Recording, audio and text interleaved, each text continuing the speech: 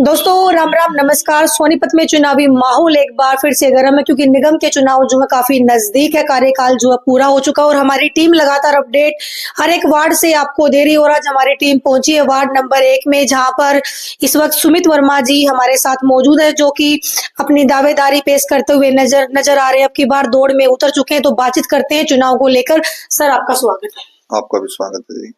सुमित जी, आप टिकट मांगते हुए नजर आ रहे हैं बीजेपी पार्टी से। सबसे पहले हम आपके बारे में जानना चाहेंगे कि सुमित जी कौन है, क्या करते हैं, क्वालिफिकेशन क्या है, बिजनेस क्या है। सबसे पहले तो आप सभी को जय श्री राम जी। मैं सुमित वर्मा वार्ड नंबर 1 से, पेशे से हमारा ज्वेलरी का काम है, सुनार जाति से बिलोंग रखता हूँ जी। गौ माता की सेवा करता हूँ और समाज की भी सेवा करना चाहता हूँ जी। इसीलिए जो है दौड़ में भाग लिया है। क्वालिफिकेशन क्या है आपकी? क्वालिफिकेशन +2। ये बात तो सुमित जी की बिल्कुल सच है। एक्चुअली हम इनके पास कॉल कर रहे थे दोपहर से, तो इन्होंने टाइम दिया हमें शाम का, ही कहीं बाहर गए हुए थे। और जब हम आए तो गाय को चारा डालते हुए उस तरफ नजर आए, गाय बंधी हुई थी इनके पास। तो इनका कहना था कि मैं गाय की सेवा करता हूँ। बहुत अच्छी बात है। देखिए, गाय को माता का दर्जा जो है दिया गया और गाय की सेवा जरूर करनी चाहिए। कहते हैं जिस घर में गाय होती है वहां पर सुख शांति का वास जरूर होता है, कोई भी कठिनाइयां उस घर में नहीं आती। तो चलिए सुमित जी, वार्ड नंबर 1 में अभी पार्षद कौन थे पहले? अभी पार्षद थे हरिप्रकाश सैनी जी। हरिप्रकाश सैनी जी, वो तो बीजेपी पार्टी से। बीजेपी पार्टी से हम भी बीजेपी पार्टी से ही हैं जी। हाँ, वो तो मुझे पता है। तो आप राजनीति बैकग्राउंड क्या रहा आपका? पहली बार चुनाव लड़ रहे हैं कि उससे पहले भी कोई चुनाव लड़? नहीं, पहली बार, फर्स्ट टाइम है हमारा। फर्स्ट टाइम लड़ रहे हैं? बिल्कुल। तो बीजेपी पार्टी में कितने साल से हैं? बीजेपी पार्टी में जब से मोदी जी आए जब से हैं। तब से हैं? हाँ जी। मोदी जी को सपोर्ट करते हैं? बिल्कुल, मोदी जी को फुल सपोर्ट करते हैं जी। मोदी जी के इलेक्शन के टाइम पे हमारे घर परिवार वालों से भी हमारी अनबन हो जाती थी पहले। अच्छा जी। हाँ, क्योंकि कुछ बंदे देखो स्टार्टिंग से कांग्रेस पार्टी भी थी, कुछ बंदे कांग्रेस पार्टी में थे, परिवार के थे वो, उनसे भी नोकझोंक हो जाती थी कई बार। उस टाइम पे बोलते थे, लेकिन मैंने कभी दूसरी पार्टियों को भी वोट नहीं दी। यानी कि जब आप वोटर थे तो हमेशा बीजेपी को आपने सपोर्ट किया, आप तो अब राजनीति में उतर चुके हैं। मेरा फर्स्ट और लास्ट वोट बीजेपी को ही था, मोदी जी को था जी। बीजेपी को भी बाद में कहूंगा, पहले मोदी जी को बोलूंगा। अच्छा, बीजेपी के फैन है, मोदी जी के फैन है? मोदी जी के फैन है। ऐसा क्या खास है मोदी जी में? देखो, उनके कार्यकाल में आपने देखा होगा सारी चीजें हैं जी। आप बता दो कोई कमियां हो तो बीजेपी में या मोदी जी में। जो काम उन्होंने कर दिया वो कभी हुए ही नहीं थे और ना कभी हो सकते। अच्छा, 2 ऐसी बातें जो मोदी जी की, प्रधानमंत्री जी की आपको प्रभावित करती है? उनके काम करने का तरीका, कोई भी तरीका हो वैसे, वो थोड़ा अलग अंदाज में करते हैं वो काम, जो भी करते हैं जी। हर एक काम जो है उनका दिल को छू जाता है, उससे प्रेरित हो जाते हैं सारे। जब भी जो बीजेपी की लहर जो आप बता रहे हो, लहर नहीं कह सकते, वो काम बोल सकते हम जी। लेकिन विपक्ष तो बोलता है कि वोट चोरी। जब भी विपक्ष से कांग्रेस पार्टी का या आम आदमी पार्टी का या कोई और पार्टी के, जब भी इनसे सवाल किया जाता है कि आपको बीजेपी की लहर किस लिए नजर आ रही है, तो एक ही जवाब इनके पास होता है, वोट चोरी। तो इस विषय पे आप क्या कहेंगे? देखो, वोट चोरी से अलग एक भी मुद्दा पूछवा दो फिर मान सकता हूँ, इससे अलग कुछ भी बात नहीं है। सिर्फ वोट चोरी, फलाना चोरी, ढिगड़ा चोरी, ये सब बातें कुछ नहीं होती, इनसे कुछ नहीं होता। काम करो, तुम भी काम कर लो, तुम्हारी नीयत तो नहीं थी ना काम करने की। अच्छा, उन्होंने काम किया, जीत गए। ऐसा क्या है बीजेपी के पास, ऐसी कौन सी टेक्निक जो लेके आए हैं कि और पार्टी नहीं कर सकती, सिर्फ वोट चोरी बीजेपी ही कर रही है? देखो, पहले कांग्रेस पार्टी भी थी, वोट चोरी तो वो भी कर सकती थी, कभी बीजेपी पार्टी आती ही ना। अगर जो वोट चोरी ऐसे होती तो बीजेपी पार्टी तो कभी भी नहीं आती। ये तो असंभव बात है, ये सब कोई बात नहीं है, फालतू की बातें होती है। तो मतलब ये कहे कि खिसिया नहीं बिल्ली खंबा नोची। बिल्कुल बिल्कुल ठीक बात, बिल्कुल आपकी जी। तो चलिए सुमित जी, आते हैं वार्ड नंबर 1 की तरफ। वार्ड नंबर 1 की बात करें तो काफी सारी समस्याएं जो है नजर आती है। मेन समस्या अगर मैं बताऊं तो जल भराव की। जगह जगह गलियां टूटी हुई है। ये गलियां आप इधर से निकलोगे, कहीं पे बनी हुई है, कहीं पे टूटी हुई है। लगातार जल यहाँ पर बढ़ता है। बीजेपी पार्टी के जो पार्षद यहाँ पर रहे हैं, लेकिन ऐसा क्या हुआ कि आप भी अच्छे कार्यकर्ता जो है बीजेपी के रहे हैं कि अभी तक सुधार नहीं हुआ? क्या कहेंगे? देखो, सुधार तो धीरे धीरे हुआ है, खैर हर जगह सुधार हुआ है, हमारे एरिया में भी सुधार हुआ है। गली टूटी हुई थी तो अभी बन गई है। अभी काम चालू है। पीछे कुमार गेट से लेके वाल्मीकि बस्ती और महावीर कॉलोनी आगे तक देखोगे तो रोड का काम चालू है। हमारे विधायक निखिल मदान जी ने और राजीव जैन मेयर साहब ने अभी 60 लाख रुपए में टेंडर पास करवाया है। हमारे गलियों के रोड का, गलियों को पास करवाया है टेंडर। 60 लाख रुपए की लागत से गलियां बन रही है हमारी। बहुत बढ़िया काम होएगा। कागजों में या धरातल? नहीं, धरातल पे। आप जाके देखो, आपको दिखेगी। धरातल पे हो रहे सारे काम। तभी तो बीजेपी पार्टी आ रही है। काम हो रहा है तभी तो पार्टी आ रही है ना। काम नहीं होंगे तो कागजों के काम से काम नहीं होता। लेकिन विपक्ष तो अक्सर आरोप लगाता है कि सिर्फ कागजों में ही उद्घाटन हो रहे हैं और धरातल पर कुछ नहीं दिख रहा। बीजेपी तो कुछ कर ही नहीं रही। देखो, वो चश्मा उतरवा उनका पहले तो। चश्मा उतारेंगे तो सारी चीजें दिखेंगी। वो चश्मा जब तक चढ़ा हुआ है, एक चश्मा तो जा चुका है, अभी इनका चश्मा जो है वो भी उतरेगा। एक पहले चश्मे का एक निशान आया करता, वो पार्टी तो जा चुकी है। अच्छा। एक दूसरा एक चश्मा इनको चढ़ गया है। अच्छा। वो अगर जो उतार के देखेंगे तो सारी चीजें दिखेंगी। हमारे को तो दिख रहा है, काम होएगा तो दिखेगा। अच्छा। अब मैंने आपके आगे गाय को चारा डाला, अब आप बोल दो कि चारा नहीं डाला, मैं कैसे मान लूंगा? और जो बाहर के आदमी जो जा रहे हैं वो आपकी बात कैसे मानेंगे? उन्होंने भी देखा कि चारा डाला है।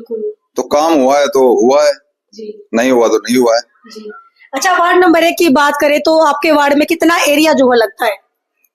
एरिया हमारा कुमार गेट से लेके और वाल्मीकि बस्ती, सुंदर सावरी, जटवाड़ा, डेया बस्ती और सैनीपुरा, हनुमान नगर, ये सारा एरिया हमारे वार्ड में। हुआ है आपका वार्ड बंदी के बाद? नहीं, कम नहीं हुआ है, उतना ही है। कई जगह के तो कम हुए हैं। कुछ जगह देखो, अभी वार्ड में 2 वार्ड बढ़ाए हैं तो उसमें थोड़ा बहुत 19-20 तो होता ही है ना। सुमित जी, वार्ड नंबर 1 की बात करें, कौन कौन सी मेन समस्याएं जो है आपको नजर आ रही है और क्या सोच के आप राजनीति में आए? एक क्रेज था या कुछ समस्याएं आपको दिखी अपने वार्ड में? क्रेज भी लगा लो आप। मेरा मानना ये है कि कुछ छोटी छोटी बातें होती हैं। वार्ड में समस्या क्या होती है? पार्षद की समस्या छोटी छोटी होती है। लाइट खराब है, सीवर खराब है, सीवर भर गया है, कोई पानी की समस्या है, गड्ढे हो गए उनको भरवा दो। ये छोटी छोटी समस्या होती है और लोग ये तो आते नहीं कि भाई हमारे को IPS ऑफिसर लगवा दो। कोई इतनी बड़ी समस्या तो लेकर नहीं आते कि हमारे को कोई नौकरी लगवा दो, बड़े बड़े काम करवा दो। तो छोटी छोटी समस्या होती है, इनको जो है पार्षद निपटा सकता है, कोई बड़ी बात नहीं होती। और काम तो चल ही रहा है।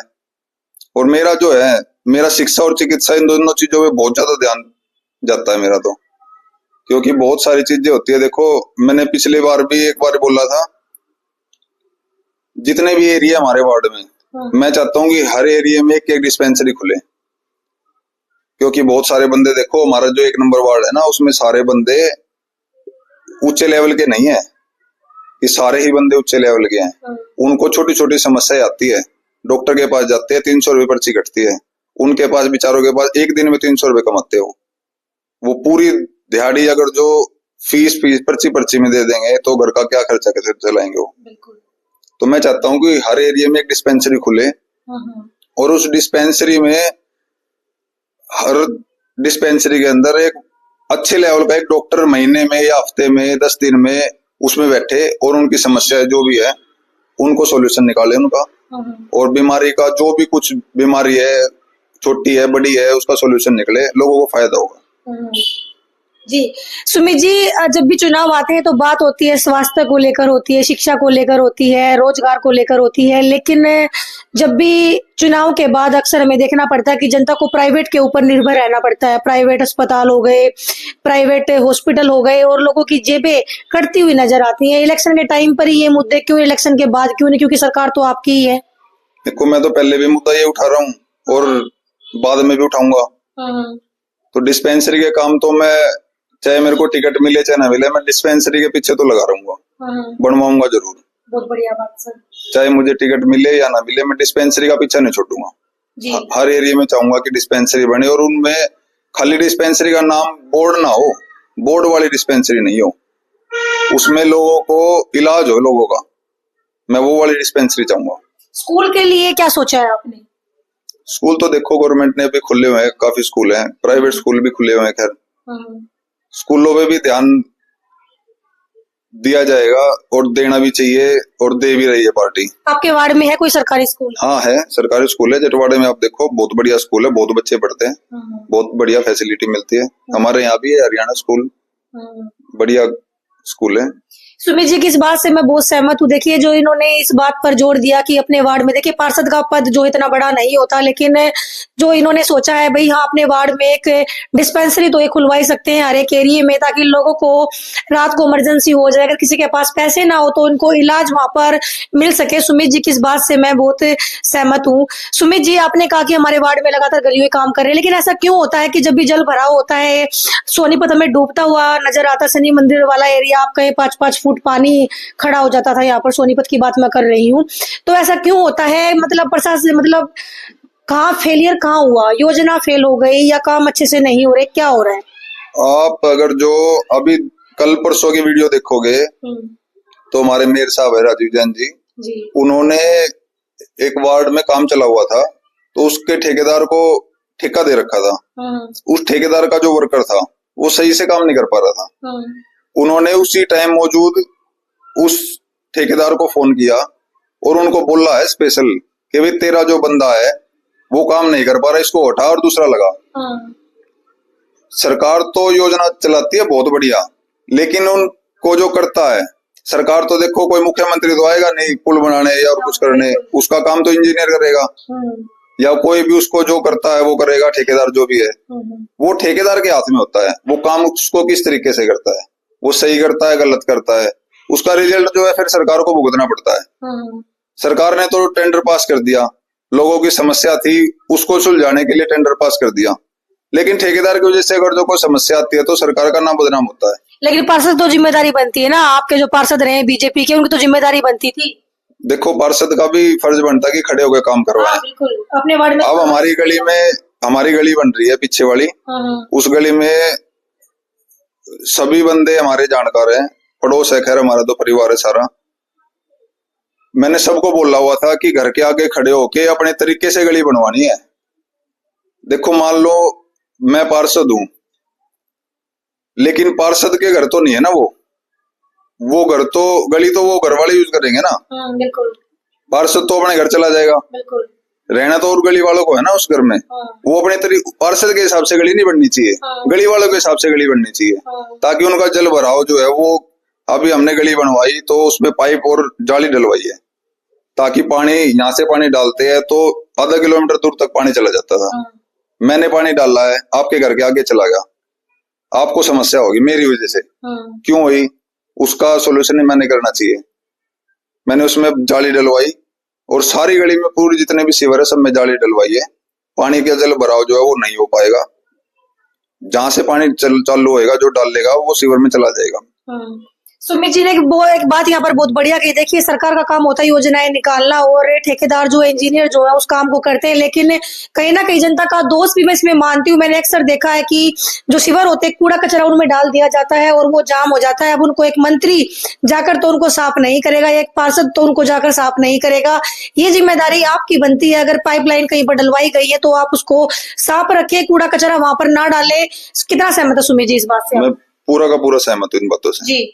मैं भी चाहूंगा कि जो बंदे कूड़ा डालते हैं वो अपने घर के अंदर तो नहीं डालते, वो बाहर गली में, कौन सा बाहर गली को भी अपना घर मान ले तो गली साफ रहेगी, सीवर भी साफ रहेगा। काम नहीं होता तो सरकार ने काम नहीं करवाया, गलती तो हमारी, दोष दे रहे हम सरकार को, बिल्कुल वो भी गलत है। जी सुमित जी, बात करते हैं महिलाओं की और बुजुर्गों की। जब अगर मान लीजिए आपको टिकट मिल जाती है और जनता आपको पार्षद बना देती है, तो आपके वार्ड की जो महिलाएं हैं, जो बुजुर्ग, उनकी सुरक्षा को लेकर क्या कुछ रहने वाला है? महिला और बुजुर्गों को तो देखो सरकार ने अभी भी बहुत ज्यादा फैसिलिटी दे रखी है, बहुत सारी फैसिलिटी है और हम तो उनके साथ हैं, हम तो बच्चे उनके। सीसीटीवी कैमरे की बात करें, कितने आपके वार्ड में लगे हुए हैं? अभी हमारे वार्ड में कोई सीसीटीवी कैमरे नहीं है। ये भी बात आपने जो बताई है मैं बोलने वाला था, इस चीज पे भी ध्यान देंगे। जहाँ जहाँ पे चौक चौराहे जितने भी है, जहाँ पे भी जरूरत है कैमरे की, उन कैमरों का काम भी करवाया जाएगा और उन पे ध्यान दिया जाएगा, क्योंकि वारदात बढ़ती है। कई बार हमारे गली में गाड़ी खड़ी होती है रात को, अब जैसे धुंध का टाइम है, गाड़ियों में से कुछ पार्ट्स वगैरह चोरी हो जाते हैं। अब ये तो पता नहीं वो चोरों को कैसे पता होता कि वो पार्ट कितने रुपए का कितने का नहीं है, लेकिन उनको पता लग जाता है, जैसे भी पता लगता है वो चोरी हो जाते हैं, नुकसान होता है गाड़ियों का। तो कैमरे की, अगर जो हमारे घर के आगे कैमरे लगे हुए हैं, गली में अड़ोस पड़ोस में कोई बंदा गाड़ी खड़ी करता है तो यहाँ पे सोचता है कि भाई सुमित वर्मा के घर के आगे गाड़ी खड़ी कर दें, कैमरे की सेफ्टी मानते हैं थोड़ा सा। हाँ बिल्कुल। तो कैमरे से डरते भी है, खैर चोर भी डरते हैं, उनको भी पता होता है कि पकड़े जाएंगे, पुलिस पकड़ लेगी बाद में, फिर कुछ ना कुछ एक्शन होगा। बिल्कुल। तो हर चौक चौराहे पे लग जाए तो खैर वारदात कम होएगी, हाँ बिल्कुल, मेरा मानना है। हमारा भी दोस्तों, हमारी टीम की भी राय है, आप लोग भी कमेंट जरूर करें। देखिए हर एक वार्ड में सीसीटीवी कैमरे जरूर होने चाहिए, हर एक चौक पे, हर एक चौराहे पे, ताकि जो वारदात हो उसमें रिकॉर्ड हो जाए और वारदात करने से पहले वारदात करने वाले बदमाश 10 बार सोचे कि आप पकड़े जा सकते हो। उनके अंदर एक खौफ जो है होना चाहिए। सर आपके वार्ड में स्ट्रीट लाइट की बात करें तो कितनी स्ट्रीट लाइटें लगी हुई हैं या नहीं लगी हुई हैं? अगर लगी हुई हैं तो कितनी लाइटें खराब हैं? आप पार्षद की टिकट की मांग कर रहे हैं तो क्या आपको इस बात की जानकारी है? लाइट वगैरह हमारे वार्ड में देखो लगी हुई है, सारी जगह लगी हुई है। खैर कुछ जगह है खराब हो जाती है, उनको ठीक रिपेयरिंग वाला आ जाता है, उसको ठीक कर देता है। अब कोई मान लो लाइट बंद है और कोई बताएगा ही नहीं तो उसको तो कैसे पता लगेगा कि लाइट खराब है? बताएगा तो उसको हम करवा देते हैं ठीक उसको। चलिए बढ़ते हैं अगले मुद्दे की तरफ। सर लगातार बात की जाती है बेरोजगारी को लेके, स्वास्थ्य को लेके हमने बात की, शिक्षा को लेके हमने बात की, सुरक्षा को हमने लेके बात की, अब आते हैं रोजगारी पर। हालांकि इतना बड़ा पद आपका नहीं है कि आप लोगों को बड़ी बड़ी नौकरियां, बड़े बड़े बिजनेस आप करवा सकें, लेकिन जो आपके वार्ड में जो बच्चे जो नशे की तरफ जा रहा है, आज का युवा बेरोजगारी के चलते गलत कामों की तरफ जा रहा, तो कुछ उनके लिए भी छोटे मोटे काम धंधे आपने सोच के रखे हैं कि अगर मैं पार्षद बन गया तो अपने वार्ड में जैसे छोटे मोटे बिजनेस होते हैं उनमें जैसे महिलाओं के ग्रुप जो है लगाए जाते हैं, कोई छोटा मोटा बिजनेस स्टार्ट करके, कुछ ऐसी चीजें हैं आपके दिमाग में? देखो पहले तो मैं आपके चैनल के माध्यम से बता दूं, अगर जो किसी बंदे को जॉब की जरूरत है जी, मेरे बहुत सारे रिलेटिव लगा लो या फिर कॉन्टेक्ट में लगा लो, कंसल्टेंसी का काम है उनका, जो जितना सक्षम है जॉब के लिए उस तरह की जॉब मैं दिलवा सकता हूँ। मैं मेरे पास अगर जो आज भी कोई बंदा आता है, और अब ये तो है नहीं 10वीं पास है उसको अफसर लगवा दूंगा, बिल्कुल 10वीं पास के हिसाब से उसके अकॉर्डिंग जो भी जॉब होती है उसको मैं जॉब दिलवा सकता हूँ, अभी भी दिलवा सकता हूँ।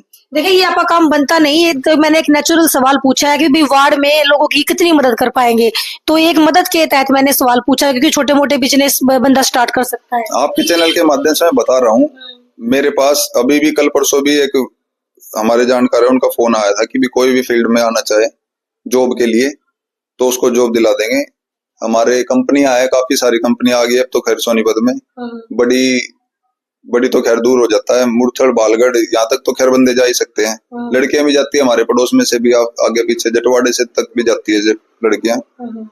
तो जो क्वालिफिकेशन है उसके अकॉर्डिंग आप मेरे से कांटेक्ट करो, जो भी मेरे से बनेगा मैं उसको जॉब लगवा सकता हूँ। सुमित जी बात करते हैं खिलाड़ियों की और जो पढ़ने वाले गरीब बच्चे, अक्सर क्या होता है कि खिलाड़ी जो होते हैं, एक बात और मैं आपको बता दूं, अब जैसे चुनावी माहौल चला हुआ है, मैं तो ये चाहता हूँ, देखो मैं कभी दारू सिगरेट वगैरह ये बीड़ी सिगरेट हम कभी सेवन नहीं करते इन चीजों का। गाय की सेवा करता हूँ, पशु पक्षियों से, जानवरों से, इंसानों से, सबसे लाड़ प्यार है। जो कुछ बंदे हैं जो कि चुनाव आगे जैसे लोगों को अपनी ओर आकर्षित करना है, वो सोचते हैं उनको दारू पिलाओ, सुल्फा पिलाओ, गांजा पिलाओ, फलाना करो, ढिकड़ा करो। मैं ये चाहता हूँ कि नशे से थोड़ा सा दूर करके उनको कोई, उनके घर में कोई समस्या है ना, उसको सोल्व करवा दो, वो वोट तुम्हें वैसे ही दे देगा। बहुत बढ़िया। उसको दारू पिला रहे हो, कुछ उल्टी सीधे चीजें दे रहे हो तुम, हैं, और फिर बोलते हो कि मेरा बंदा पक्का हो गया, ये हो गया, ये इस तरह की बातें मैं सोचता हूँ कि नशे से दूर करो लोगों को। हमारे मुख्यमंत्री जी बोलते हैं, अभी मैंने कल वीडियो देखी थी उनकी, युद्ध नशे के विरुद्ध, तो उनकी बात मेरे को बहुत बढ़िया लगी। हम नशे की तरफ अगर जो लोगों को धकेलेंगे तो हमारा तो वार्ड तो वैसे ही खराब हो जाएगा। बिल्कुल, हमने भी देखा कि चुनाव के टाइम पे अक्सर दारू शराबे बांटे जाते हैं, लोगों को लालच दिया जाता है, तो क्या आप नाम लेना चाहेंगे? नहीं, नाम तो देखो किसका लूं मैं, बाकी ऐसा मैंने देखा है।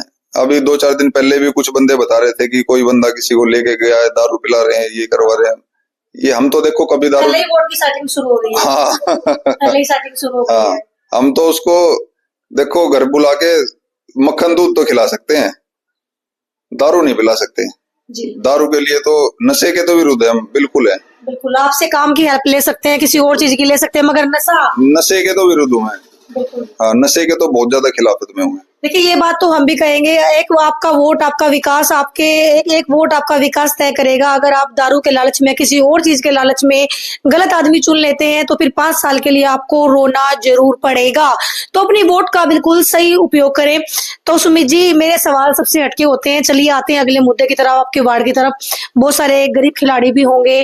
देखिए मुझे पता है आप इतने बड़े अमीर नहीं है और इतना बड़ा पद आपका नहीं है, लेकिन एक पार्षद तो हैं आप। तो कभी ऐसा हुआ कि कोई खिलाड़ी आपके पास आया हो? पार्षद नहीं हूँ जी मैं अभी। पार्षद बन जाएंगे, चलो ठीक है। अगर आप पार्षद बन जाते हैं, अगर भगवान आपको मौका देता है, टिकट मिल जाती है, जनता आपको जिताती है, तो खिलाड़ियों के लिए क्या सोचा आपने, गरीब खिलाड़ियों के लिए? देखो खिलाड़ी तो खिलाड़ी है, वो अमीर गरीब का नहीं कह सकते उसमें हम। कई बार बच्चों के पास किट नहीं होती है, जो वो उनको खेल के लिए सामान चाहिए वो भी नहीं होता है। हाँ, अगर जो इस तरह की किसी को हेल्प चाहिए तो हम उसकी जरूर 100% हेल्प करेंगे, बिल्कुल हेल्प करेंगे उसको। रात दिन कभी भी हमारी जरूरत पड़ जाए हम उसके लिए हमेशा हाजिर रहेंगे। जी सुमित जी, कई बार ऐसा होता है कि चुनाव के टाइम पर तो बहुत सारे वादे किए जाते हैं, लेकिन जब पार्षद बन जाते हैं लोग जनता के बीच में नहीं जाते, तो सुमित जी क्या करेंगे? अगर भगवान ने आपको मौका दिया, पार्षद बन गए, तो क्या ये सुमित हमें जनता के बीच में ऐसे ही मिलेंगे जैसे अब जा रहे हैं?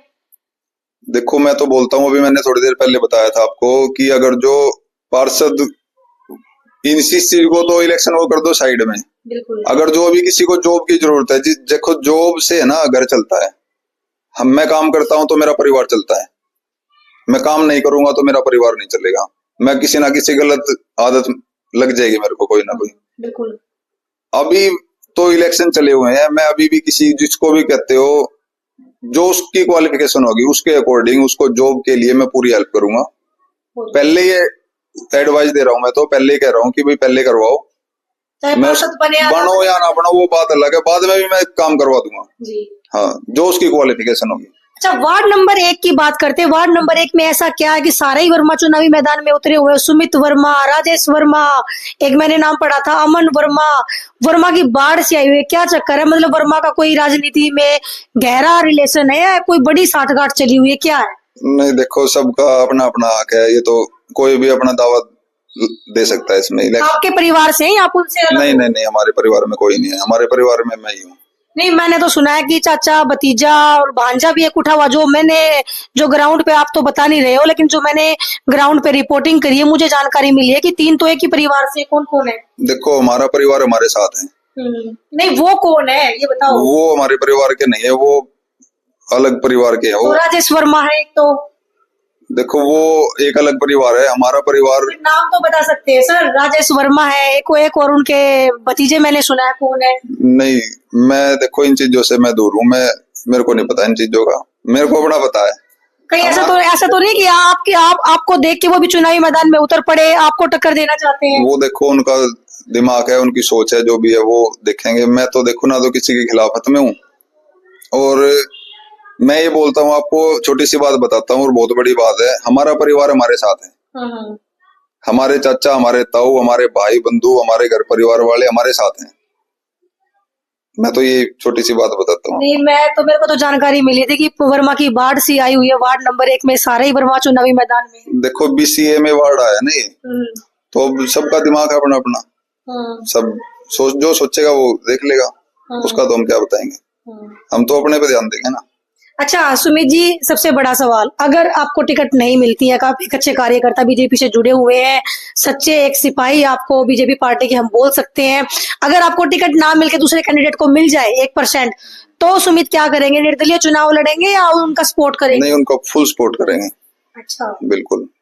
और दूसरों से भी यही उम्मीद करते हैं कि हमारे को मिलती है तो वो हमारा सपोर्ट करेंगे। मतलब आपका भी वही नारा है कि हमारा कैंडिडेट कमल का फूल है? बिल्कुल, मोदी जी के साथ है। हाँ, मोदी जी के साथ है। स्टार्टिंग में बताई थी आपको, मोदी जी के साथ है। मोदी जी के चक्कर में तो हमने अपने परिवार वालों के साथ लड़ाई कर ली थी। नोकझोंक हो गई थी, लड़ाई तो नहीं कह सकते, नोकझोंक हो जाती थी, वो हमें सुना देते थे, बड़े थे वे। छोटा था मैं। जी, बीजेपी वालों की एक बात तो यहाँ पर कहनी पड़ेगी भाई, अगर 4 कैंडिडेट तैयारी कर रहे हैं और एक को टिकट मिल गई तो सारे एक हो जाते हैं और फिर उसकी जो जिस कैंडिडेट को कमल का फूल मिलता है उसकी हिम्मत बनकर जो है उनका चुनाव प्रसार करते हैं। कभी भी मतभेद बहुत कम देखने को हमें बीजेपी पार्टी में मिला है। अगर मैं सोनीपत की बात करूं तो सुमित वर्मा जी, लास्ट में क्या मैसेज अपने वार्ड की जनता को आप देना चाहेंगे चुनाव को लेकर? चुनाव को लेकर वार्ड की जनता को मैं बोलना चाहूंगा कि सोच समझ के अपना फैसला करें और एक अच्छा आदमी चुने जिसको आपको 5 साल जो आपके काम आ सके, जिसपे उम्मीद हो कि भाई ये हमारे काम आ भी जाएगा, नहीं आएगा। अच्छा, एक सवाल मेरा और रह गया। मैंने सुना है कि निखिल मदान जी के साथ भी काफी करीबी रिश्ता जो है आपका रहा है, तो क्या आपको आपकी उम्मीद है कि आपकी टिकट पक्की है? देखो, उम्मीद पे तो दुनिया कायम है और निखिल मदान जी तो मैं हमेशा बोलता ही हूँ, हमारे बड़े भाई हैं। मैं विधायक कम, उनको भाई ज्यादा बोलता हूँ। तो हमारा साथ तो देंगे वो। टक्कर में किसको मानते हैं सुमित जी? टक्कर में तो हमें टक्कर थोड़ी ना लेनी है किसी से, हमें तो सेवा करनी है। क्या बात है। टक्कर का क्या करना, हमें लड़ाई थोड़ी करनी है किसी के साथ। तो कंपटीशन में मानते ही नहीं किसी को? ना, कंपटीशन में किसी को नहीं मानते। जनता की टक्कर से लड़ाई थोड़ी करनी है, हमारे को सेवा करनी है। सेवा का मौका है तो मिलेगा तो करेंगे, नहीं मिलेगा तो भी करेंगे।